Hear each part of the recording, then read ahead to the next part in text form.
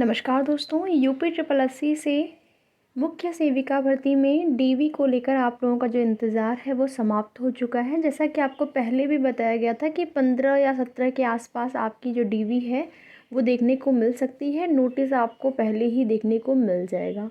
तो अंततः official notice जारी हो चुकी है आयोग की तरफ से, जिसमें कि आप देखेंगे जो पूर्व में विज्ञापित कुल 2693 पदों में से 126 पदों को रिक्त रखने के उपरांत अवशेष 2567 पदों के लंबवत और क्षैतिज आरक्षणवार विवरण की सूचना प्रकाशित की गई है। और तदनुसार प्रश्नगत विज्ञापन के अंतर्गत रिक्त 2567 पदों के सापेक्ष लिखित परीक्षा के स्कोर के आधार जो नॉर्मलाइज्ड स्कोर थे उसके आधार पर अर्हता अभिलेख परीक्षण के लिए अर्ह पाए गए कुल 8,337 अभ्यर्थियों का परिणाम एवं कट ऑफ अंक माननीय आयोग के अनुमोदन के उपरांत दिनांक 23 नवंबर 2024 को आयोग की वेबसाइट पर प्रकाशित किया गया था, जिसमें अभ्यर्थियों को यह भी सूचित किया गया था कि अर्हता अभिलेख परीक्षण कार्यक्रम की सूचना उनको अलग से दी जाएगी। विज्ञापन संख्या 5 परीक्षा/2022 मुख्य सेविका मुख्य परीक्षा के वर्तमान अर्हता अभिलेख परीक्षण के लिए चिन्हित 8,337 अभ्यर्थियों का अर्हता अभिलेख परीक्षण उत्तर प्रदेश अधीनस्थ सेवा चयन आयोग पिकअप भवन तृतीय तल गोमती नगर लखनऊ स्थित कार्यालय में निम्न अनुसार आयोजित होना है। पहली पाली आपकी जो है वो 10 बजे से होगी और दूसरी पाली जो है आपकी 2 बजे से। और जो पहली पाली है वो आपका उसमें मतलब प्रत्येक पाली में 100 अभ्यर्थियों को बुलाया गया है। पहली पाली में 100 और दूसरी पाली में 100, इस तरीके से 17, 18, 19, 20 आपका जो है डीवी वो दिसंबर से ही चलता रहेगा, दिसंबर भर पूरा। फिर उसके बाद जनवरी और फरवरी में आप सभी देख पाएंगे, फरवरी तक आप लोगों का जो डीवी है वो चलेगा। तो यहाँ पर अब आपके मन में ये सवाल होंगे, जैसे कोई भी आपके दस्तावेज़ हैं, कोई भी डॉक्यूमेंट्स हैं, उसमें कोई कमी है तो उसको क्या करें, क्या करना चाहिए। हाँ, एक कमेंट आया हुआ था, उनका जो है इनरोलमेंट नंबर जो होता है वो रिज़ल्ट में नहीं है, ऐसा कहना था। तो अगर आपका जो सर्टिफिकेट है या फिर आपके रिज़ल्ट में इनरोलमेंट नंबर नहीं दिया गया है तो उसको लेकर भी आपको एफ़िडेविट बनवाना होगा, क्योंकि ये सभी नंबर जो हैं वो रोल जो है इनका होता है, वो पूछ सकते हैं कि क्यों नहीं है। और इन सब से ये हो सकता है कि क्या कॉलेज सही नहीं है, जिस कॉलेज से आपने जो है पढ़ाई की है वो कॉलेज जो है मान्यता प्राप्त वगैरह, मतलब इन सब चीज़ों को लेकर उस पर सवाल उठ सकता है। इसलिए आपको उस कोई भी अगर कमी है तो उसके लिए आप एफ़िडेविट बनवा लें। और बीच में अगर गैप, जैसे कि आपने ग्रेजुएशन किया या फिर आपने ग्रेजुएशन नहीं, मान लीजिए ग्रेजुएशन के बाद का ही ये फॉर्म है, आपने 12th किया है, 12th के बाद स्नातक करने में, ग्रेजुएशन करने में आपका बीच में जो है गैप हो गया है तो गैप सर्टिफिकेट भी बनवाना पड़ता है उसके लिए भी, ठीक है।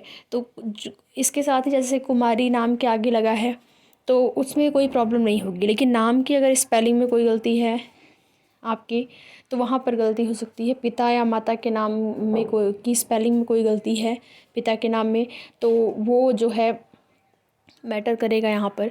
इसके साथ ही और लेकिन एड्रेस को लेकर आपको परेशान नहीं होना। जब मान लीजिए आपने आवेदन किया उस टाइम आपने एड्रेस कुछ और डाला हुआ था, अभी आपका एड्रेस जो है वो चेंज हो गया है, आधार कार्ड का भी अगर पता आपका चेंज हो गया है तो आप जो प्रपत्र आपको मिलेगा, जैसे आपने प्रवेश पत्र अपना डीवी के लिए आप जब प्रवेश पत्र डाउनलोड करेंगे उसी टाइम आपको प्रपत्र भी मिलेंगे, तो उस प्रपत्र को आपको फिल करना होगा, पूरा भरना होगा। तो वहाँ पर आप वर्तमान अपना पता और वर्तमान जैसे आपका जो मोबाइल नंबर है, मोबाइल नंबर को लेकर भी अभ्यर्थियों का सवाल है कि चेंज हो गया है मोबाइल नंबर या खो गया है, तो आप वहाँ पर अपना वर्तमान मोबाइल नंबर और वर्तमान एड्रेस डाल सकते हैं। एड्रेस इसलिए हो जाता है ज़रूरी क्योंकि जैसे आगे आपकी भर्ती में क्या है कि आपका जो है मेडिकल होना है, पुलिस वेरिफिकेशन होना है, गवर्नमेंट जॉब में हर में सारे प्रोसेस होते हैं, जो फॉर्मेलिटीज़ होती हैं वो होती हैं।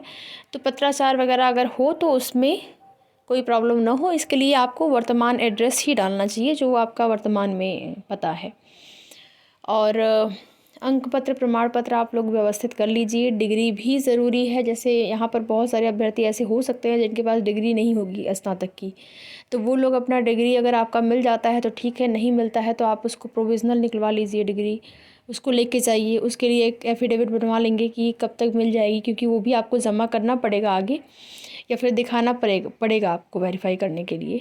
तो ये सारी चीज़ें आप लोग जो है व्यवस्थित अपना कर लीजिए, ताकि ऐसा ना हो कि आपके फाइनल रिजल्ट में प्रोविज़नल आ जाए। देखिए यहाँ पर प्रॉब्लम सबसे ज़्यादा यही होती है। वैसे तो आपको ये किसी को नहीं पता है कि फ़ाइनल कट ऑफ कितनी जाएगी, कितने नंबर। ये अनुमान है कि 5 से 6 नंबर बढ़ेगा। जो आपकी वर्तमान कट ऑफ गई हुई है अनरिजर्व कैटेगरी का, 5 से 6 नंबर अगर ज़्यादा आपका होता है नॉर्मलाइज्ड स्कोर, तो आपका अनरिजर्व कैटेगरी में फ़ाइनल रूप से सिलेक्शन हो सकता है। ओबीसी का 3 से 4 नंबर, एससी का 1 से 2 नंबर अगर ज़्यादा है तब भी फाइनल सिलेक्शन हो सकता है। तो ये अनुमानित कट ऑफ है जो आपको बताई जा रही है।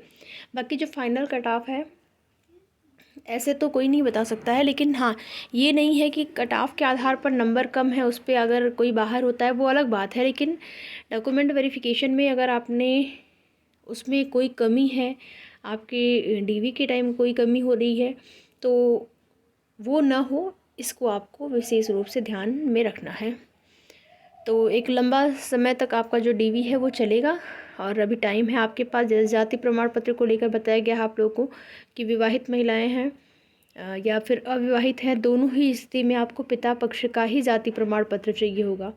जाति प्रमाण पत्र आपका पिता पक्ष का ही लगेगा। अन्यथा की स्थिति में अगर आप अनरिजर्व कैटेगरी में हैं तो मान लीजिए आपको जाति का कोई लाभ नहीं मिल रहा है, लेकिन अगर आप रिजर्व कैटेगरी में हैं तो आपको जाति का लाभ मिलता है। जैसे आरक्षण का अगर आपको लाभ लेना है तो उस स्थिति में आपका जो जाति प्रमाण पत्र है वो पिता पक्ष का होना चाहिए। उसी प्रकार से ईडब्ल्यूएस का भी सर्टिफिकेट है, अगर 1 अप्रैल 2022 की से पहले का है तो फिर आप अनरिजर्व कैटेगरी पे काउंट किए जाएंगे। तो फिर अनरिजर्व कैटेगरी की जो फाइनल कट ऑफ जाएगी उसमें आप का चयन जो है, अगर नंबर आपके उतने हैं तो उसमें आपका होगा। ईडब्ल्यूएस का आपको लाभ नहीं मिलेगा।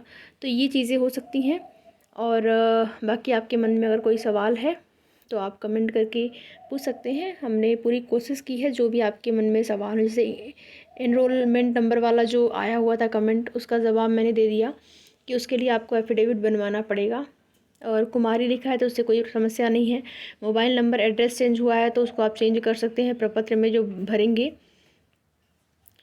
बाकी चीज़ें अगर कुछ आगे की जानकारी होती है तो आप सभी को सूचना दी जाएगी। फ़िलहाल के लिए डीवी के लिए नोटिस जारी हो चुकी है, तो डीवी के लिए आप लोग बिल्कुल तैयार रहें। और देखिए यहाँ पर एक डेट आपको और मिली है 13 तारीख वाली। अगर मान लीजिए आपको किसी कारणवश आप जो डेट को, जैसे आप अपना एडमिट कार्ड निकालेंगे डीवी के लिए, तो जिस डेट को आपको बुलाया जा रहा है, अगर कोई भी समस्या आपको है, कोई भी पर्सनल प्रॉब्लम है, कोई भी दिक्कत है, आप उस डेट को जाके डीवी नहीं करा पा रहे हैं, तो आपको एक डेट यहाँ पर दी गई है, उस डेट को आप जाके अपना डीवी करा सकते हैं। यूपी ट्रिपल एससी में अधिकतर हर भर्तियों में ऐसा हुआ है या फिर होता आया है। अगर आप उस दिन नहीं डीवी करा पाते हैं तो एक दिन आपको मिलता है कि अगर किसी कारणवश नहीं, तो वो अपना कार्ड बताएंगे, कार्ड बताओ, जो एक एप्लीकेशन देंगे किस कार्ड से आप नहीं आ पाए उस दिन डीवी के लिए, बता के आप अपना डॉक्यूमेंट वेरिफिकेशन करा सकते हैं।